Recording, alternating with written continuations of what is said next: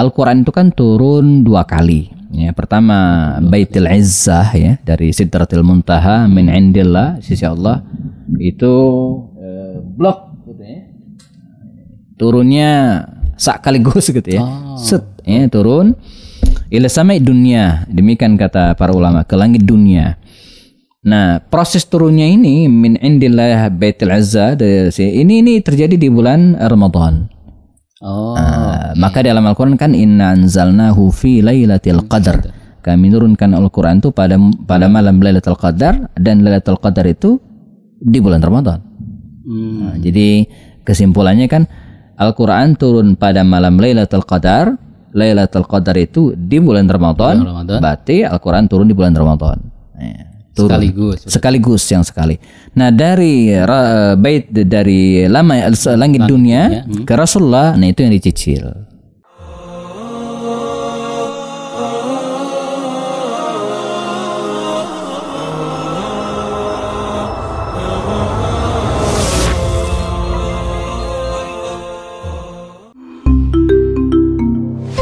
Kupas lewat obrolan santai.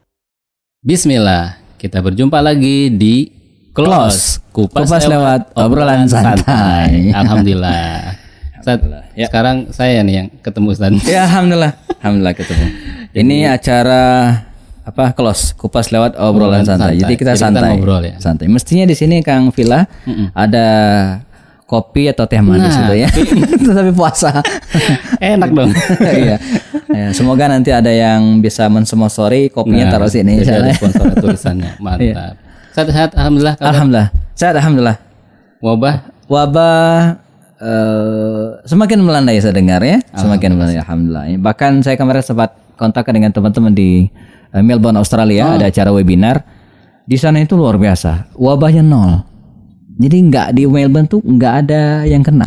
Sama sekali. 2 bulan lalu katanya ada satu orang. Ini luar biasa, mereka bisa mencapai titik 0 di Melbourne. Tapi awalnya tetap ada, tapi dengan mereka bisa mengatas dengan baik dengan jaga jarak. Kalau kita kan masih banyak yang bandel. Luar biasa ternyata. Yeah. Ada yang 0. Tapi katanya di kita ada juga yang 0, Ustaz. Di mana? Di Jonggol. Jonggol. Secara data menurut kakak yang memang kerja di sana 0 ternyata. Bisa jadi. Makanya saya bilang, wah, bagus. Melbourne sama Jonggol perbandingannya. Kalau Kota Bogor kan lumayan lah. Ya masih. Tapi sudah mulai turun. Rumah sakit saya dengar mulai sepertiga keisi. 2/3-nya sudah kosong. Bagus. Alhamdulillah. Jadi teman-teman berbahagia karena ternyata secara data sudah menurun. Ya, walaupun banyak yang bilang hoax, itu cuekan aja lah. Yang penting data validnya kita lihat. Gitu. Betul. Saat hari ini kita mau ngobrol tentang Al-Quran. Jadi banyak pertanyaan sih sepertinya, dan saya juga termasuk banyak pertanyaan juga terkait Al-Quran. Karena di bulan Ramadan kan orang berlomba-lomba target tilawah. Ada juga yang punya target mungkin nambah hafalan. Tapi sih yang paling banyak sih memang target tilawah. Ada orang punya, saya targetnya 3 juz. Tapi pas sampai Ramadan beres, 1 nggak nyampe. Ya, dapat niat doang ya. Jadi memang ternyata banyak orang yang berlomba-lomba. Akhirnya secara praktek, jadi kalau sebelum wabah sih ngelihatnya mungkin di kendaraan umum juga orang banyak yang baca di kereta gitu, luar biasa. Nah, cuman yang jadi banyak pertanyaan biasanya adalah momen turunnya Al-Quran. Sejarah ya. Sejarah. Kan banyak orang yang taunya nuzul Quran gitu. 17 Ramadan ya. Di 17 Ramadan. Iya. Padahal kan kita taunya Rasulullah dapat wahyu enggak 1 kali. Iya. Nah, berarti 17 Ramadannya kapan? Berkali-kali. Selama Rasulullah dapat wahyu gitu. Iya. Itu lumayan tuh banyak pertanyaan juga. Iya, kalau bicara tentang Al-Quran, Ramadan, bicara Al-Quran ini seperti mata uang yang 2 sisi mata uang yang tidak bisa dipisahkan ya. Syahrul Ramadan alladzi unzila fil Quran. Bulan Ramadan, bulan diturunkannya Al-Quran. Ini sudah jelas sekali ya. Nah, penjelasannya bagaimana Al-Quran turunkan di bulan Ramadan? Kalau kita lihat banyak riwayat, misalnya Imam As-Suyuti sendiri, kita bicara tentang hal ini. Al-Quran itu kan turun 2 kali. Ya, pertama Baitul Izzah ya, dari Sidratil Muntaha min indillah, sisi Allah. Itu blok gitu ya. turunnya sekaligus gitu ya. Set ya, turun ila samai dunia, demikian kata para ulama, ke langit dunia. Nah, proses turunnya ini min indillah Baitul Izzah, ini terjadi di bulan Ramadan. Maka dalam Al-Qur'an kan inna anzalnahu fi lailatul qadar. Kami turunkan Al-Qur'an itu pada malam Lailatul Qadar, dan Lailatul Qadar itu di bulan Ramadan. Jadi kesimpulannya kan Al-Quran turun pada malam Lailatul Qadar. Lailatul Qadar itu di bulan Ramadan. Berarti Al-Quran turun di bulan Ramadan. Turun. Sekaligus yang sekali. Nah, dari bait dari langit dunia ke Rasulullah, nah itu yang dicicil. Yang 23 tahun. Berarti terjawab. Belum tuntas. Yang pertama terjawab ya. Nah, apakah proses turunnya wahyu kepada Nabi pertama kali itu pun terjadi di bulan Ramadan atau tidak? Kan begitu ya. Selama ini kita peringati 17 Ramadan. Waktu turunnya Al-Quran tersebut. Ya. Namun saya kutipkan dalam beberapa kitab ya, dan ini diupload di Instagram saya ya. Nah, yang belum follow Instagramnya Ustaz Hepyadi Bastami ya, harus follow. Jadi selama 23 tahun dan turunnya wahyu kepada Rasul pertama kali itu bukan tanggal 17, tapi justru ini saya kutipkan Syekh Profesor Dr. Mahdi Rizqullah dalam karyanya As-Sirah An-Nabawiyah fi Dha'i Masadir Al-Asliyah halaman 130 menyebutkan wahyu turun pada hari Senin 21 Ramadan. Senin 21 Ramadan. Jadi bukan 17. Ya. Tapi yang populer di kita ya 17. Ya silakan saja. Ini kan kita tidak boleh juga mengkeramatkan tanggal gitu ya. Jadi nggak usah diubah nanti ngusul ke Dewan DPR supaya diganti 27, nggak usah. 17 Ramadan. Pantas ada ya suka kalau obrolan tuh suka beda pendapat kok nggak tanggal 17 tapi di tanggal yang lain. Ternyata beda proses turun sebenarnya. Iya. Jadi tapi kepastian tanggal 17 Ustaz? Enggak ada. Justru saya secara pribadi belum pernah menemukan bahwa tanggal 17 itu proses turunnya wahyu kepada Nabi pertama kali. Justru yang ada riwayatnya ya 21 Ramadan. Termasuk yang sekaligus dari Baitul Izzah ke langit dunia. Betul. Tanggal enggak ada. Itu disebutkan di bulan Ramadan. Tapi bulan Ramadannya bulan Ramadan fix. Sehingga syahrul Ramadan allazi unzila fihi al-Qur'an. Itu jelas banget. Bulan Ramadan, bulan diturunkannya Al-Qur'an. Dan wahyu pertama juga bulan Ramadan. Bulan Ramadan tanggal 17 versi masyhurnya. Versi beberapa ulama mengatakan 21 Ramadan. Nah, setelah itu teman-teman sekalian, Al-Qur'an turun kepada baginda Rasul secara bertahap. Ada yang 5 ayat, 7 ayat, 1 surat Al-Muzammil, Al-Mudaththir selama 21 tahun. 23 tahun. 23 ya, 13 tahun di Mekah dan 10 tahun ketika Nabi hijrah ke Madinah Al-Munawwarah. Dan ini menurut saya bagian dari mukjizat Al-Qur'an yang berbeda dengan kitab-kitab suci sebelumnya. Kalau kitab suci sebelumnya itu kan Nabi Musa datang ke Bukit Tursina, pulang-pulang bawa 1 mushaf. Langsung ya. Blok kuat tapi ya. Membawanya. Menerimanya kuat. Nah, itu makanya tujuan Allah menurunkan Al-Qur'an secara bertahap itu kan diantara adalah linusabbita bihi fuadak. Untuk memantapkan dalam hati kita, sehingga dalam hati Rasul dalam hal itu. Ya, dalam hati Rasul. Ia lebih mudah juga menghafalnya. Nah, coba kalau ini. Tapi kalau bertahap kan dihafal dikit, ditulis ya. Hafal misalnya surat Al-Alaq pertama kali ya, 5 ayat kan enak tuh menghafalnya. Coba kalau Al-Alaq 20 sekian kan langsung susah. Al-Baqarah ya, susah menghafalnya. Nah, itu tujuan atau hikmah mengapa Al-Qur'an itu turunnya secara bertahap ya. Hikmah yang kedua menjawab berbagai pertanyaan. Jadi dia turun itu kan ada asbab nuzulnya. Mengapa ayat ini turun, dalam konteks apa? Misalnya tentang larangan minum keras itu bahkan bukan sekali ya turunnya ya. Pertama tentang yas'alunaka 'anil khamri wal maisir.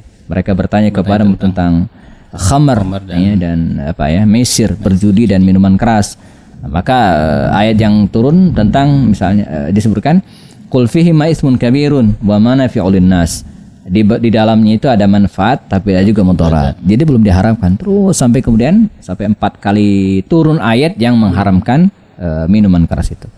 Berarti kalau kita yang lain sebetulnya sekaligus. Ya, jadi suhuf-suhuf yang diberikan kepada dari Allah kepada para nabi itu sekaligus kepada Ibrahim, kepada Musa, kepada Daud. Lebih sedikit kali Ustaz. Ya, ya mungkin lebih sedikit jumlahnya ya. Gitu. Ya, redaksinya. Ya, kita lihat saja misalnya Injil yang sekarang dipegang oleh kalangan Nasrani, itu kan bukan wahyu Allah semua. Itu kan gabungan dari firman-firman para ulama mereka, termasuk ungkapan-ungkapan Isa alaihissalam. Kalau Al-Quran kan nggak ada. Ini nggak ada fix, semua Allah terpisah, hadis tersendiri gitu kan. Kalau Injil kan tidak. Di situ kan maka qala lagi berkata Matius, berkata Yesus, berkata ini. Keluaran nggak ada, Rasulullah bersabda nggak ada. Semuanya full firman Allah dipisahkan tersendiri. Nah gitu teman-teman, ternyata sudah terjawab bahwa selama ini kita taunya fix tanggal 17 misalnya, atau juga ada yang pendapat di tanggal lain, tapi ternyata untuk turunnya ada dua kali. Yang pertama turun full ya Ustaz ya, dari Baitul Izzah ke langit dunia di bulan Ramadan, tapi tanggalnya Wallahu bisawab. Terus kemudian kedua turun berangsur-angsur, tapi turun pertamanya yang surah Al-Alaq pada bulan Ramadan juga. Betul. Di tanggal 21 Ramadan dalam pendapat masyhurnya tanggal 17 gitu ya.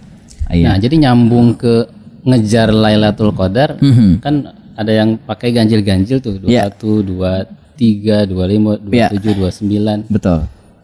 Malah ada yang udah full aja deh 10 hari jaga-jaga. Nah itu. Jadinya gimana tuh? Hubungan antara turunnya Quran di malam Qadar terus dengan ngejar target Lailatul Qadar ya. Ya dari aspek sejarah bahwa Al-Quran itu turun pada malam Lailatul Qadar dulu ya. Dan Lailatul Qadar itu kata Rasul biasanya ada pada malam ganjil. Jadi kalau pendapat mengatakan tanggal 21 ya fix. Ya, sama berarti ya. Al-Quran turun 21 Ramadan di malam Lailatul Qadar dan malam ganjil. Betul. Tapi ya ini nggak fix, artinya ketika bisa jadi 21, 23, 25, 27 ini bagian dari kekuasaan Allah.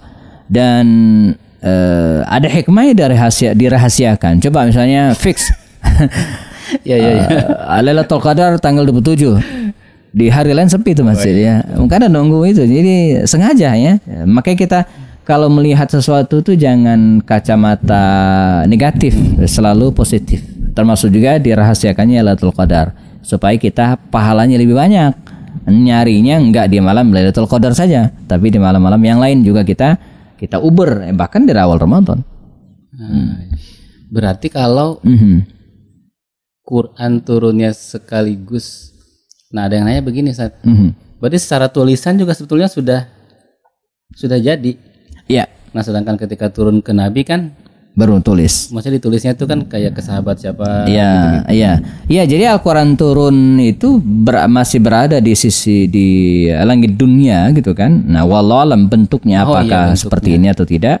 Nah, turun ke Rasul itu bertahap. Nah, begitu dapat dari mereka Jibril, maka Nabi memerintahkan kepada para sahabat ini dua hal. Dan ini menariknya Al-Quran. Pertama disuruh hafal, yang kedua disuruh tulis.